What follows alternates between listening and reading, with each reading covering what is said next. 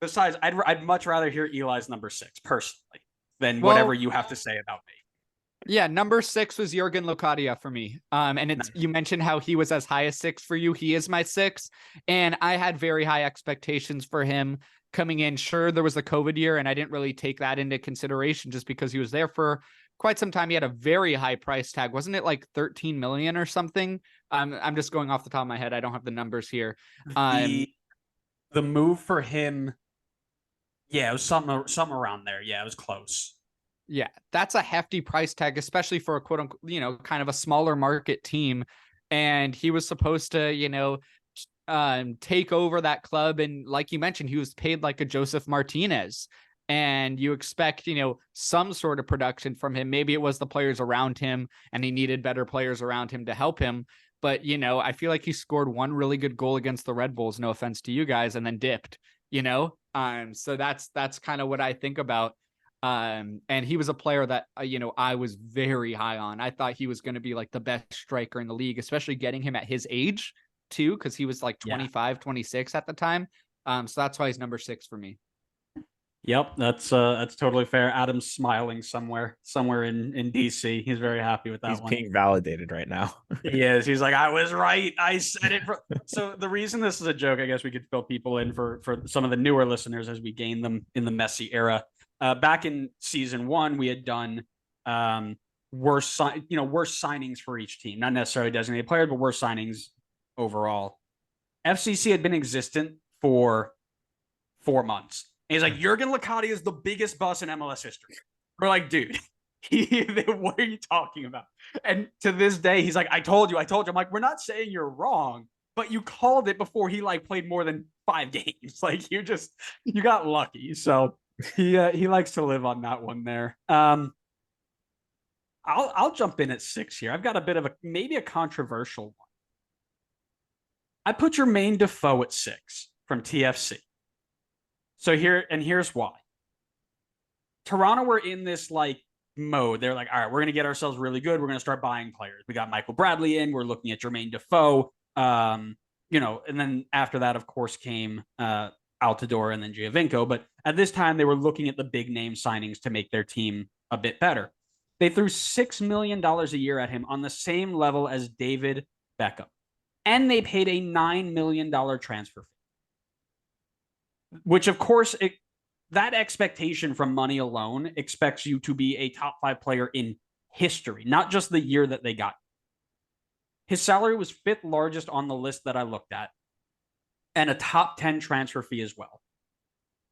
His most famous moment at TFC was arguing with Gilberto over a free kick, once again versus Red Bull, throwing a tantrum, and then looking like a fool when Gilberto blasted it past Luis Robles. He was sent home to England after just 11 months, 21 games, 12 goals, and 3 assists. Now, those 12 goals save him from being in the top 5 for me because he did produce something. But for the price, top 5 price per game based on salary alone at $270,000 a game, as well as being top 20% in all attacking players for price per goal contribution at almost $400,000 per goal contribution. So for somebody whose total purchase package ranks top 10 in MLS history, it's a bust for me. Whether the whole thing was he needed to flip for Altidore and they wouldn't let Altidore go without whatever that whole backstory is, it on paper that's a bust for me. You see, the reason why I disagree with you is because of the Altidore thing. They were able to flip him because my third point is, the profit. And in a way, although it wasn't a financial profit per se, it was, they got the guy that ended up helping them win MLS Cup. So I was a big Josie guy at the time. So that's why I didn't consider Defoe, but I get what you mean with the price per goal. Because that is pretty atrocious. But also, at least he hit double-digit goals. Most of the players on our lists, couldn't even get anywhere near that. They would dream of, getting 10 goals in MLS. So that's why I did not consider Defoe. Yeah, like I said, I totally get where you're coming from that. Like, I saw the 12 goals, and originally I was going to put him as an honorable mention. But when I really looked at the fact that they paid $9 million and gave him $6 million a year, so $15 million for 1 year, and you gave me 12 goals, 3 assists, and then ran away. I don't know. I don't love it. If it happened at Red Bull, which it never will, because that money is never coming out of Red Bull Global. But if it did, I'd be upset. So that's kind of where I went. Connor, what are your thoughts on? So I'm gonna sidetrack it for a second, but Of course you correct me if I'm wrong, but I had thought that if the player was listed as a designated player, that their cap impact was kind of like preset, and that like even if they paid Jermaine Defoe like 6 million, he would have like the same cap impact as someone who's paid like 2 million. Is that right? are. That Yes. is correct, but they're still Okay. paying the 6 million. It's not like they're saying, "Oh, we're going to give him 6 million," then he only gets 60, 600,000 or whatever. Okay. Well, that's why I didn't consider really the salary part, just because the cap impact was kind of already preset. So I didn't really look into how much they were getting paid. So that's probably why I didn't consider Jermaine Defoe. Plus, to Eli's point before, he had double-digit assists. I mean goals, which no, I think if I added everybody on my top 10 list all together, they might get to like half of that. Listen, I'm not saying he didn't have a bad year. I'm just saying for the price that you brought him in at, I don't think that he gave back what he should have given back. I accept that he might be able to go lower, but I think he needs to be on. But that's okay. That's okay. Connor, you must have somebody different at 6 then. I do. And I'm going to complete the striker trifecta at number 6 by going with Ake Loba for Nashville. Nice.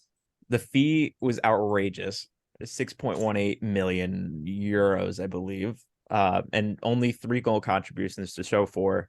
And to Eli's point before, I think he said it perfectly. This is a Nashville team where if Ake Loba plays to the ability of that fee, Nashville are probably running away with the supporter shield. Like, they're just dominant. This is like the one position they needed and they just haven't been able to figure out. And they took a shot on it, fair enough to them, but it missed hugely. Yeah, Agreed. That's why I had him on my list for sure. I'm okay with it. I'm totally okay with it. He was an honorable mention, somebody who just missed out, but I think one of the reasons I also kind of disregarded, because when I made the list at the time, I don't know if he was officially off, because I know there was that whole thing like he was on loan, but he was still taking a DP slot. He might come back. So there's a little bit of confusion there. So that might be why he's not on mine. But yeah, I'm okay with it. I don't think it's a terrible shout.